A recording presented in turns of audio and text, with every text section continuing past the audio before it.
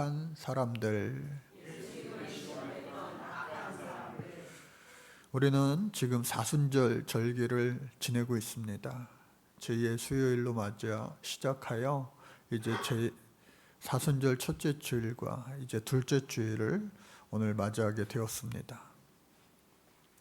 이 사순절에 특별히 우리가 십자가와 예수님의 고난에 대해 많이 묵상하며 또 그것을 묵상하며 우리의 자신을 함께 되돌아보는 그러한 절기가 되는 것입니다. 십자가를 생각할 때에 예수님의 그 마지막 십자가 지셨던 그 순간에 그 주위에 여러 많은 사람들이 있었습니다. 예수님의 십자가가 홀로 하나만 있었던 것이 아니라 당시 로마 제국의 가장 흉악범들을 잡아 죽이는 그 처형 틀, 바로 그 십자가의 양옆에는 함께 예수님과 처형되는 2명의 사람이 있었습니다. 우리는 성경을 통해 그들이 강도라고 하는 것을 알고 있습니다. 그들의 죄목은 강도였어요.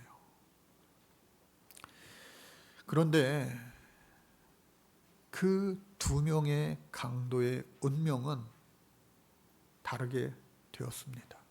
가운데 달리신 예수님, 십자가에 달리신 예수님을 향하여 어느 한 강도는 당신이 만약 하나님의 아들이라면 너 스스로도 이 십자가에서 내려오고 여기 달린 우리들도 구원해봐라 하며 예수님 앞에 조롱 섞인 심한 말을 서슴없이 하였습니다.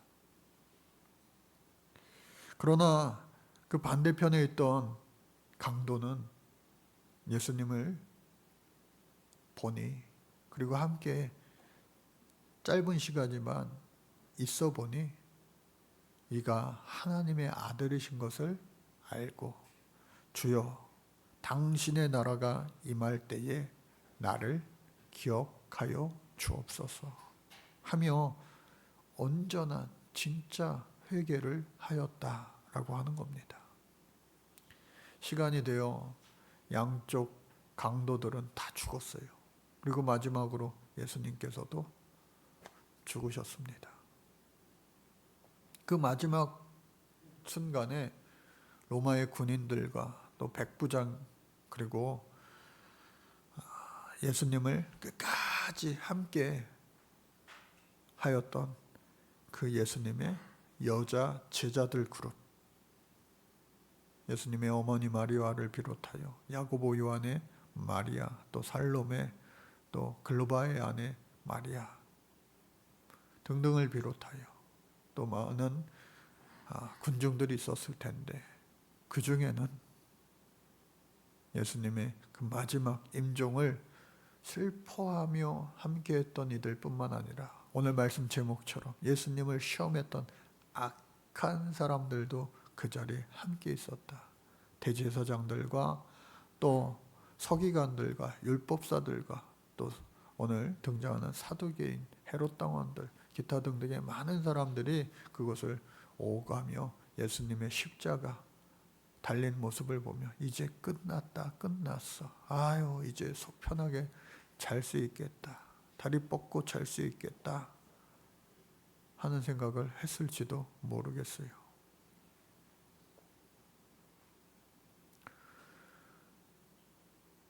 그러나 분명한 것은 뭐냐? 예수님이 십자가에서 죽으셨습니다. 양옆에 있는 십자가의 사람들도, 강도들도 죽었습니다. 그러나 그 십자가에 달린 그 2사람의 최후는, 한 명은 천국이요, 한 명은 슬피 울며 바깥 어두운 데서 이를 갈는 그러한 하나님의 자비가 임하지 않는 그곳입니다. 그리고 예수님을 바라봤던 십자가에 달리지 않은 수많은 그 사람들도 오늘 이 시대에 살아남은 사람이 있을까요? 한 명도 없습니다. 단 한 사람도 없이 전부 다 죽음을 맞이했다고 하는 겁니다. 오늘 저와 여러분들 모두가 죄인인 줄로 믿습니다. 우리 모두가 크고 작은 십자가에 달릴 수밖에 없는 연약한 죄인이라고 하는 거예요. 존 칼빈은요, 전적인 타락을 이야기했습니다. 한번 따라해볼까요? 전적인 타락. 우리 중에 나는 죄인이 아닌데 왜 자꾸 교회만 오면 죄인이라 그래. 나는 이 정도 살면 선인이지. 선한 사람이지. 악인이 아닌데. 법 없이도 살 사람인데. 그러나 안타깝게도 모든 사람은 죄의 본성을 또 죄의 DNA를 갖고 태어나기에 기독교에서는요, 모든 사람은 죄인이라고 이야기합니다. 아담과 하와 이후에 모든 사람은 다 죄인으로 태어날 수밖에 없어요. 그러나 전적인 그 타락 그 너머에 전적인 하나님의 은혜가 있다고 하는 거예요. 그 무엇으로도 우리는 죄인이기 때문에 스스로 구원받을 방법이 없습니다. 그러나 십자가에 달리신 예수 그리스도 대속의 은혜로 말미암아 대신 죽으신 그 죽음으로 말미암아 피 흘리심으로 말미암아 우리의 죄가 흰눈보다도 흰 양털보다도 깨끗하게 씻겨 우리는 구원받은 성도가 된 줄로 믿습니다. 그래서 저와 여러분들은요, 세상 사람들 가운데 딱 두 부류의 사람밖에 없어요. 구원받은 죄인과 구원받지 못한 죄인. 다른 말로 용서받은 죄인과 용서받지 못한 죄인밖에 없다. 그러나 저와 여러분들은 세상 사람들과 똑같이 다 죄인이지만 이미 구원받았고 용서받은 죄인들인 줄로 믿습니다. 그래서 오늘 성경 말씀을 보니까 예수님을 시험하려고 찾아왔던 네 부류의 악한 사람들이 있어요. 처음에 바리새인들이, 높은 사람들이 자신들의 제자를 시켜서 헤롯 당원들과 함께 합세하여 함께 예수님께 보냅니다. 당시에 이 바리새인들은요, 본래 시작했을 때는 참 괜찮은 사람들이었어요. 거룩이라는 말처럼 세상과 구별되어진 그러한 분별되다라고 하는 뜻을 가진 사람들이 바로 이 바리새인이에요. 그러니까 하나님의 말씀, 모세의 율법을 누구보다도 더 잘 알고 딸딸딸딸 외울 정도로 잘 알고, 그리고 그 말씀을 누구보다도 잘 지켜 행하려고 했던 그런 사람들인데, 이 말씀의 본질을 착각하고 말씀을 주신 하나님 없이 말씀 그 자체에 매몰되고 마른 거예요. 그리고 본질은 사라지고 껍데기만 남아있는, 그래서 예수님께서 마치 회칠한 무덤 같은 자들이라 말씀하신 겁니다. 겉보기에는 아주 그럴싸한데, 여러분 요즘에 납골당 같은데 비싼데 한번 가보신 경험들이 있을 거예요. 장례식 때 얼마나 이렇게 막 대단합니까? 그런데 그 안에 어떠한 대단한 사람도, 어떠한 VVIP실도 그 안에 납골 그 자그마한 항어리 납골 하면은 한 줌의 죄밖에 남아있지 않은 거 아니겠습니까?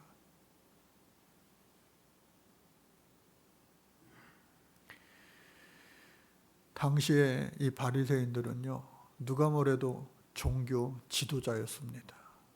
당시에 이 종교가 세상의 권력을 앞서던 시대, 우리 인류의 역사에도 중세 시대를 비롯하여 그러한 시대가 많이 있었는데, 그 권력, 그 권세가 얼마나 대단합니까?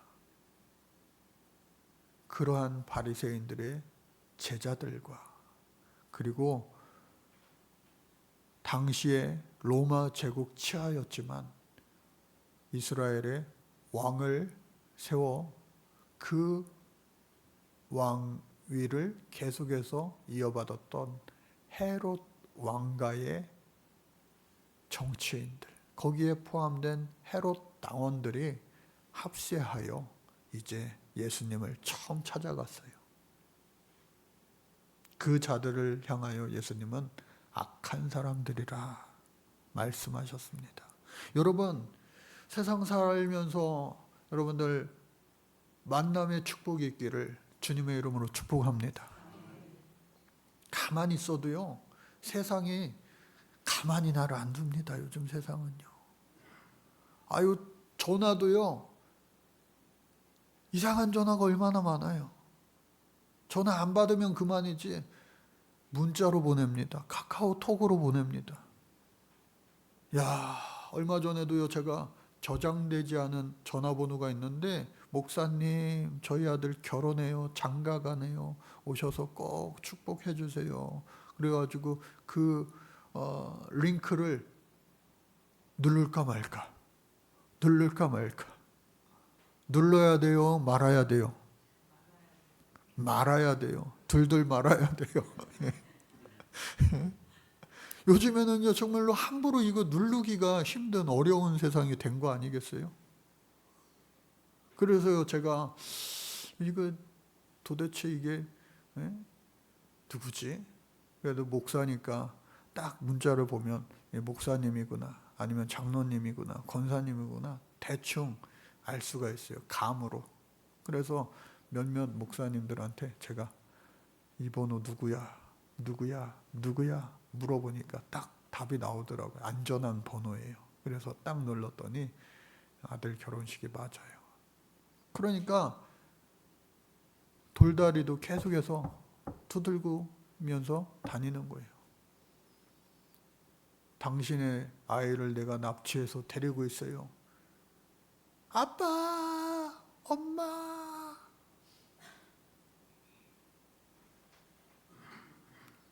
그 긴박한 상황에 그 울음소리 들으면요, 많은 사람들이 혹하는 거예요.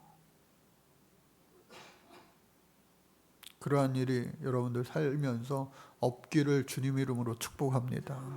또한 만나더라도 하나님의 지혜 주심으로 말미암아 이길 수 있기를 주님의 이름으로 축복합니다.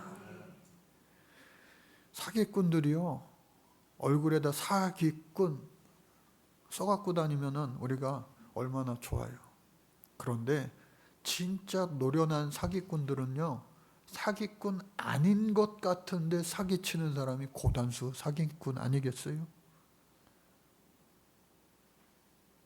최근에 듣자 하니까 이 거여동에도 많은 분들이, 특히 연세 있으신 분들이 막 두루마리 휴지 커다란 거 하나씩 막 들고 다닌다는 소문이 있어요.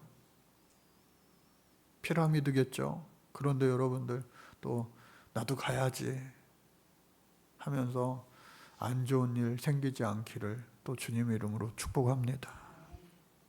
얼마나 젊은 사람들도 그렇고요, 나이 많은 분들도 그렇고, 또 어리숙하고 그냥 착한 사람들에게만 그런 일이 일어나는 게 아니고, 뭐 대학 교수다, 뭐 대단한 사람이다 라고 하는 사람들도요, 얼마나 사기 많이 당하고 사는지 몰라요. 교묘하게. 오늘 예수님도 찾아와서 이 헤롯 당원들, 정치인들 얼마나 언변이 좋아요. 그리고 이 바리새인들의 제자들 얼마나 똑똑합니까? 그리고 백성들의 그 덕망을 받는 사람들입니까? 찾아와서 예수님께 하는 말이 뭐예요? 말씀 보니까, 예수님, 당신은 정말로 대단한 그러한 분이십니다. 대단한 분이십니다. 그렇게 예수님 앞에 당신은 선하시고 훌륭하신 분이고 진리되시고 하나님의 도를 너무나도 이렇게 잘 풀어 해석하시는 분 아닙니까? 그렇게 하는 거예요. 감언이설이라고 그러죠.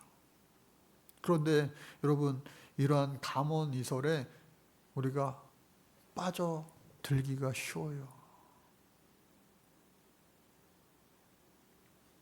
아주 그냥 현란한 말솜씨로 얼마나 우리의 마음을 빼앗아 갑니까?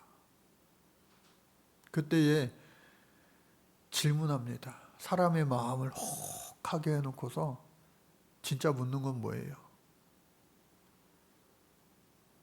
예수님, 당신 생각하기에는 카이사르 그리고 시저 다 같은 말이죠. 이 가이사에게 세금을 바치는 것이 옳습니까? 아니면은 옳지 않습니까? 이스라엘이 지금 로마의 지배를 당하면서 이 지배국가인 로마 황제에게 세금 바치는 거 그거 어떻게 생각합니까? 질문하는 사람들이 평소에는 친하지 않다가 이해관계가 생기니까 예수님을 모함에 빠뜨리기 위하여 이 바리새인들, 종교 지도자들과 헤롯 당원들, 정치인들 그룹이 합세가 되어서 예수님 앞에 찾아와 이 질문하는 거예요. 난감한 질문이죠. 난해한 질문이죠. 세금 바치는 것이 옳다라고 하면은 바리새인들이 야 예수님 저거 안 되겠어 하면서 그 종교적으로 예수님을 덕망 없는 자로 탄압할 겁니다. 그리고 바치지 말라고 했을 때는 이제는 정치인들이 야 반역했어. 예수를 잡아 죽이자. 감옥에 가두자 하면서 이 종교적인 그러한 생각과 정치적인 생각을 이게 어느 하나 빠져나갈 수 없게 질문한 거예요. 그때 예수님께서 마치 솔로몬처럼 그 누구도 흠잡을 수 없는 명답을 내놓으신 거예요. 이러한 지혜가 솔로몬에게도 또 오늘 저와 여러분들에게도 하늘로부터 임하실 수 있기를 주님의 이름으로 축복합니다. 뭐라고 예수님 대답하셨느냐? 너희들 동전 하나 가져와 봐라. 당시에는 금화 혹은 은화로 화폐를 사용했습니다. 그리고 그 동전 속에는 황제의 얼굴이 그려져 있는 거예요. 여러분, 데나리온이라고 하는 것은 로마 전역에 로마 본토뿐만 아니라 로마의 피지배국가 모든 나라, 오늘날로 이야기하면 달러가 또 유로가 세상 어느 곳에서든지 많이 이렇게 쓰이는 것처럼 데나리온은요 당시의 공동화폐예요. 그 동전에는 누구의 얼굴이 그려져 있냐? 로마 황제의 얼굴, 가이사의 얼굴이 그려져 있습니다. 그러니까 그 안에 누구의 형상이 그려져 있냐? 가이사죠. 그거 모르는 애들 3살짜리 아이들도 다 아는데 가이사의 것은 가이사에게 또 하나님의 것은 하나님에게 바치라.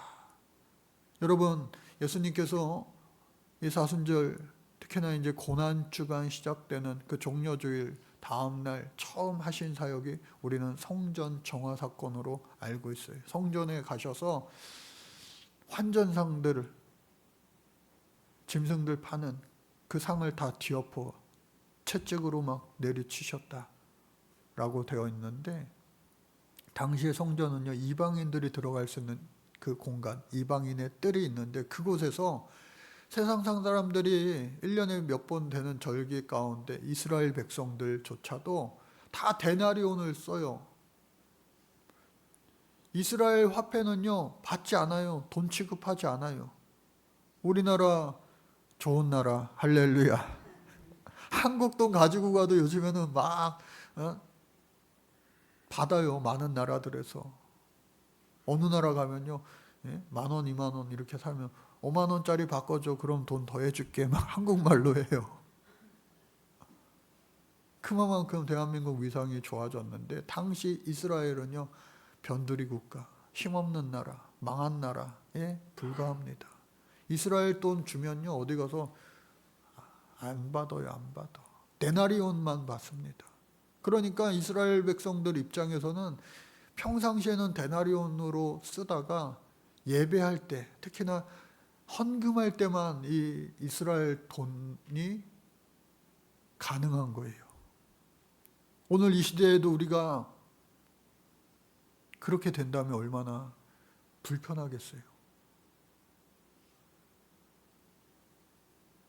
5만 원권, 10만 원짜리 수표가 있는 것이 아니라 당시에는 무거운 동전, 여러분 동전 10개만 주머니에 넣고 다녀도 불편할 텐데 동전이에요, 동전.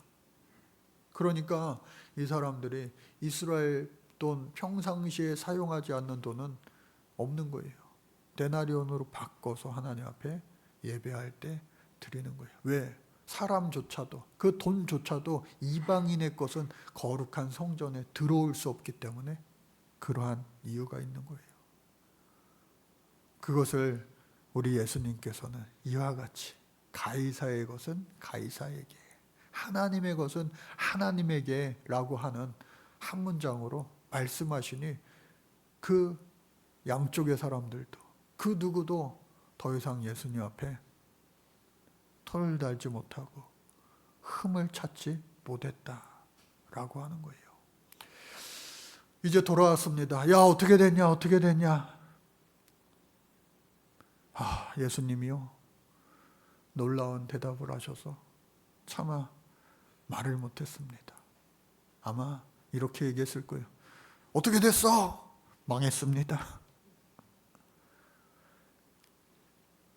포기할 이들이 아니죠. 두 번째, 이제 사람을 보내는데 그 이야기를 듣고 사두개인들이 그럼 우리가 가보겠습니다. 이 사두개인들은 당시에 어떤 사람들이냐, 부활이 없다라고 이야기하는 사람들이에요. 그리고 그들의 직업은 뭐냐, 대대로 이어져 내려오는 제사장 집안입니다. 당시에 고대 이스라엘의 재정일치 사회를 살았던 그들에게는요, 정치 권력을 더하여 갖고 있는 사람들도 많았어요. 그리고 그 정치 권력보다 더 앞서는 종교 권력의 핵심 인물들이 바로 이 사두개인들이었습니다. 성전 중심의 예배를 드릴 때 그 성전의 모든 기득권을 가지고 있던 그 사두개인들이 가서 말하는데, 안타깝게도 그 사두개인들이요, 하나님 앞에 예배를 집례하는 그 사람들임에도 불구하고 하나님이 계신 저 천국을 믿지 않는 거예요.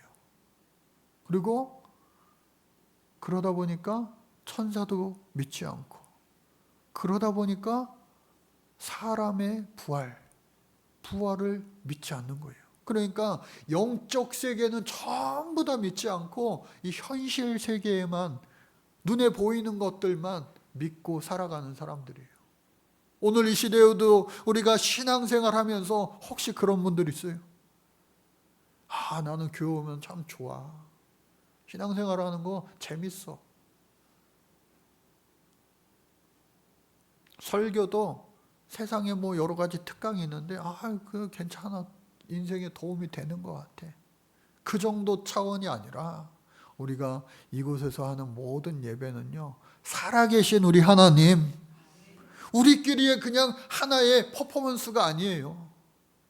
살아계신 우리 하나님께서 우리의 예배를 기뻐 받아주시는 아주 우리 인생 가운데 중요한 시간이고, 한 주의 첫 시작이 되는 아주 귀한 시간, 복된 시간이 바로 이 시간인 줄로 믿으시기 바랍니다. 그래서 하나님 없이는 예배한다는 거 말이 안 돼요. 하나의 쇼에 불과합니다. 그러나 하나님은 살아계셔서 저와 여러분들의 예배를 언제든지 기뻐 받아 주실 줄로 믿습니다. 그런데 이 사두개인들은, 예배를 집례하는 그 자들은 그거를 믿지 않으면서도 마치 신의 악단 영화 그것처럼 하나님 없이 하나님 앞에 예배하는 자들이었어요. 그러니까 그 시대가 얼마나 영적으로 타락하고 영적으로 빈곤하고 메마른 시대임을 우리가 알 수 있는 거죠. 예수님이 빨리 오시지 않았더라면 안 됐을 그러한 영적 암흑기였구나. 그때에 질문합니다. 뭐라고 질문합니까? 예수님, 모세가요, 당시에 모세하면 끝나요. 그냥 우리가 하나님을 만나면 끝난 것이다. 할렐루야. 그것처럼 구약시대는요, 모세의 못자만 나와도 더 이상 토달 수가 없어요. 모세의 율법이 최고니까. 모세가 일러 말하기를 사람이 죽으면, 특히나 남자가 죽으면 그 부인을 그 남동생이 책임지는 그러한 법이 있는데, 우리가 아는 사람 중에 실제로 그런 일이 있었어요. 칠형제가 있었거든요. 그래, 최고 큰 형이, 장남이 결혼했어요. 그런데 안타깝게도 먼저 죽었어요.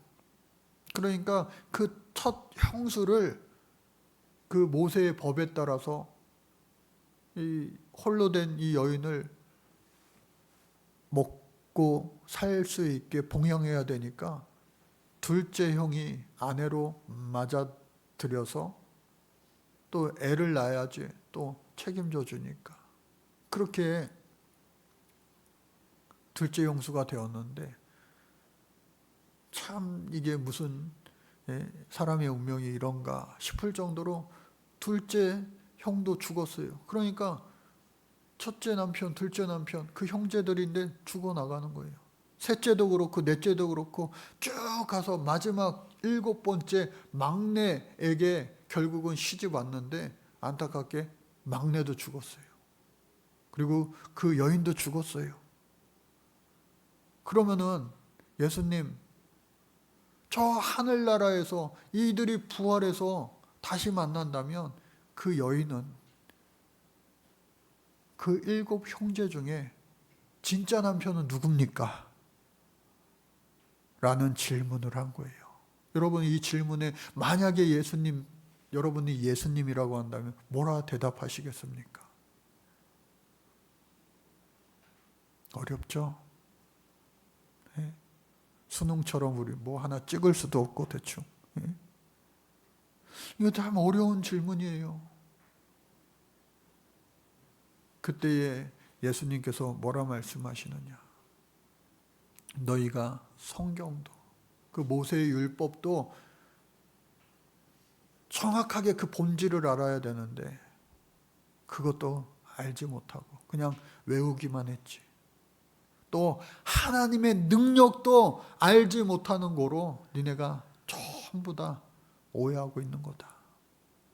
부활 때는 말이야, 사람이 장가가는 것도 아니고 시집가는 것도 아니고 하늘에 있는 천사들과 같다라고 하는 거예요. 저와 여러분들은요, 부활의 날에, 하나님의 날에 그리스도의 신부가 되는 거예요. 할렐루야. 성경에 써 있잖아요. 그리고 신랑 대신 우리 구주 예수 그리스도. 그래서 죽은 자의 부활을 노란진데 하나님이 너에게 말씀하신 바 어떻게 해요? 뭐라고 말씀하셨어요?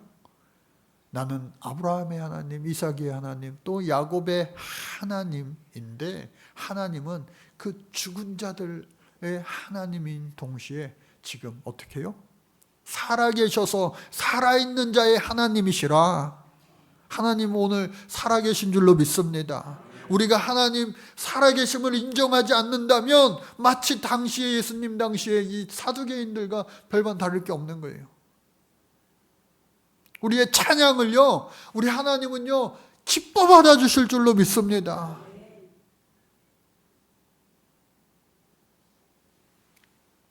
이 믿음 없이는 살아있는 예배를 우리가 드릴 수 없잖아요. 그래서 이 사두개인들도 예수님 앞에 항복하면서 결국은 돌아갔습니다. 도망갔습니다. 그때의 마지막 이제 히든카드. 야, 어떻게 됐어? 아휴, 졌어요. 그래? 그럴 줄 알았다. 이때를 위함이라. 마지막으로 이 자들이 합세하여 율법사를 보냅니다. 율법사. 오늘날로 이야기하면 성경을 그냥 쫙 전부 다 율법의 당시 613가지의 율법을 다 외우고 있는 사람, 꿰뚫어 보는 사람, 당시에 유행하던 것이요, 이 율법 논쟁이었어요. 옳으냐 그르냐. 그래서 아주 제일 똑똑한 율법사를 보냅니다. 그래서 이제는 객관식도 아니에요. 주관식 문제를 물어보는 거예요. 아까는 1번, 2번, 그리고 아까는 1번부터 7번. 근데 이번에는요, 주관식 문제예요. 선생님이라고 하는 건 당신도 성경 많이 아시죠? 랍비여 하면서 율법 중에서 어느 계명이 큽니까? 율법에도요, 우선순위가 있고 중요한 것도 있고 덜 중요한 것도 있고 한데 가장 큰 것이 무엇입니까? 라고 했을 때에 우리 예수님께서 하신 말씀 우리가 너무나도 다 잘 알고 있죠? 뭐라고요? 같이 한번 읽어볼까요? 내 마음을 시작. 내 마음을 다하고 목숨을 다하고 뜻을 다하여 주 너의 하나님을 사랑하라 하셨으니 이것이 크고 첫째 되는 계명이요. 여기서 끝난 것이 아니라 예수님께서는 이어서 둘째도 그와 같으니. 여러분, 기독교는요, 예나 지금이나 또 앞으로도 사랑의 종교입니다. 예수님은요, 사랑을 말씀하셨어요. 하나님은 사랑이시라 하신 말씀처럼. 그래서 우리가 하나님을 사랑합니다. 그러나 먼저 하나님 우리를 사랑하셨기 때문에 우리도 그 반응으로 하나님이 필요한 게 뭐가 있으시겠어요? 하나님은 저와 여러분들의 사랑을 원하신다. 그리고 그 두 번째도 그와 같으니 내 이웃을 내 자신과 같이 사랑하라 말씀하셨습니다. 가끔 가다가 자기 몸을 너무 혹사하면서 막 사람들 돌보면서 정작 자신은 번아웃 돼가지고 막 힘들어가지고 어쩔 줄 몰라 하는 사람들도 있어요. 그것이 잘하는 것 있냐? 저도 목회 초반에 지금도 그게 많이 남아있지만 그런 적이 많았어요. 목회 초반에 제가 좋아하던 경구가 뭐였냐면 주여 내 몸이 녹슬어 없어지기보다 닳아 없어지게 하여 주옵소서. 녹슬어 없어지기보다는 닳아 없어지는 것이 좋다. 그것이 저의 기도 제목이자 경구였어요. 인생의 목표였어요. 목회. 그러나 종종 깨닫게 됩니다. 내 이웃을 사랑할 때에 너 자신은 없다. 케노시스 예수님처럼 우리가 하려고 해도 우리는 그것을 못 따라합니다. 예수님 컴플렉스라고 하는 것이 목회자들을 비롯하여 또 많은 우리 집사님들, 권사님들 중에도 있을 거예요. 그러나 분명한 것은 내 이웃을 사랑할 때 내 몸과 같이 사랑하라. 여러분들 몸도 여러분들의 신앙도 잘 여러분들 가꿀 수 있기를 주님 이름으로 축복합니다. 또 이렇게 말씀드리면 그래 나부터 먹고 살고 나부터 해야지 하면서 잘못 이해하시면 안 돼요. 모든 사람들마다 신앙의 수준이 다 다를지언데 여러분 예수님을 생각하면서 예수님의 빗대어서 드린 말씀에 잊지 마시기를 바랍니다. 그래서 오늘 이 율법사에게 이와 같이 하니까 율법사가 뭐라고 대답했느냐? 성경에 아무런 것이 없이 그냥 말씀이 이대로 끝이 나고 맙니다. 왜 그랬을까요? 털을 달 수가 없는 거예요. 사일런스, 침묵할 수밖에 없었던 것입니다. 그러니 오늘 저와 여러분들도 마찬가지로 이 세상 살아갈 때에 악인들이 우리를 공격할 때가 너무 많아요. 나는 착하게 살려고 하는데 왜 이렇게 못 살게 구는 가만히 있어도 흠잡고 뭐하고 속이려고 하고 넘어뜨리려고 하는 자들이 왜 이리 많을까 내 인생 가운데.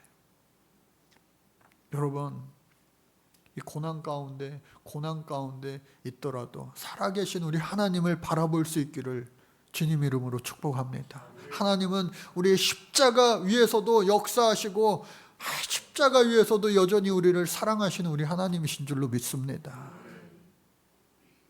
큰 고난과 아픔과 그러한 인생을 살아가는 사람들이 우리 주변에 얼마나 많은지 몰라요. 그런 사람들 이야기하면은 밤을 새워도 모자릅니다. 아니, 저 사람은 정말로 착하게 사는데, 저 사람은 정말로 누가 뭐래도 정말 훌륭한 사람인데 왜 저 사람에게, 저 가정에 그런 아픔과 고난과 십자가가 계속 끊이지 않을까라고 하는 이른바 신정론의 문제가 있어요.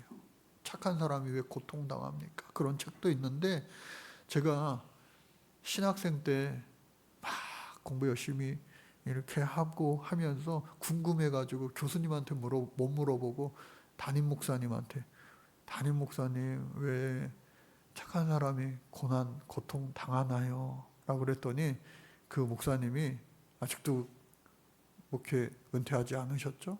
그 목사님이 다 아실 줄 알았는데 저한테 나도 몰라.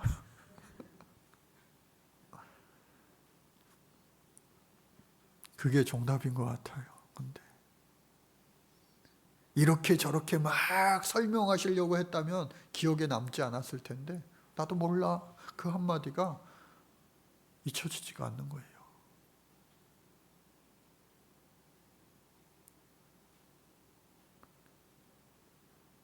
어떤 신학 교수님은 뭐라고 대답했느냐? 그 질문에 그것을 다 알려고 하기보다는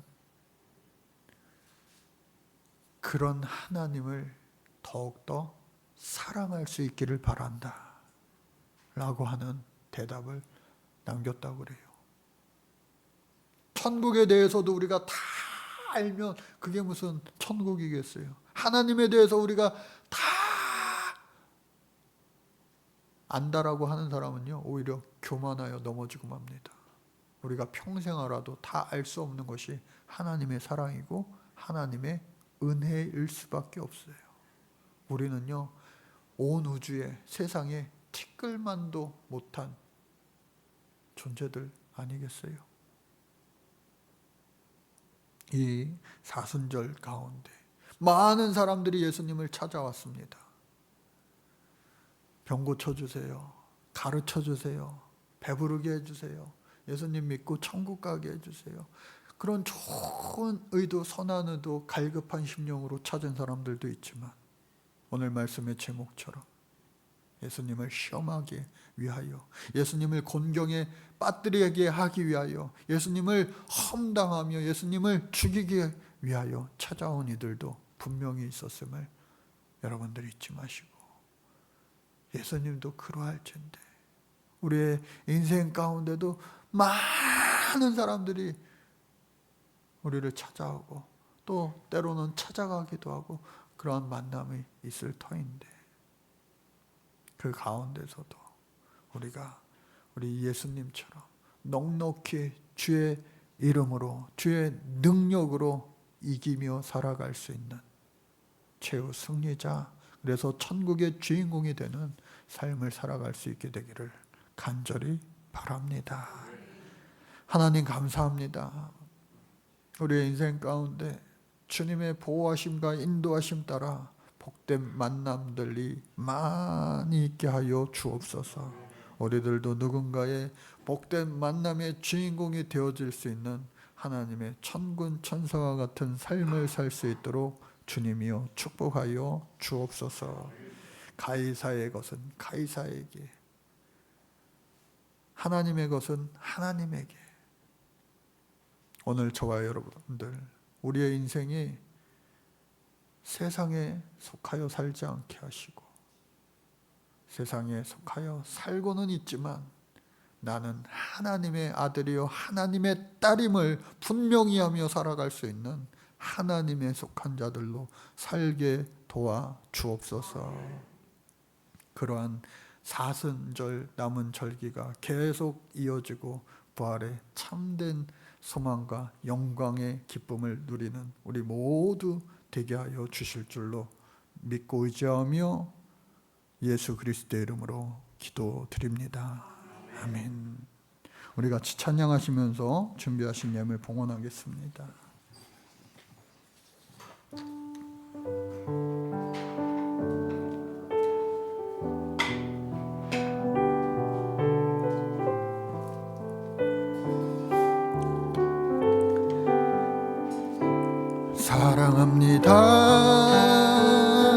나의 예수님 사랑합니다.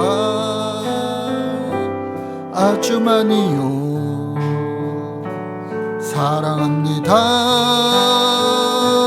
나의 예수님 사랑합니다. 그것뿐이에요. 사랑한다 하더라. 내가 너를 잘 아노라. 사랑한다 내 딸아. 내가 내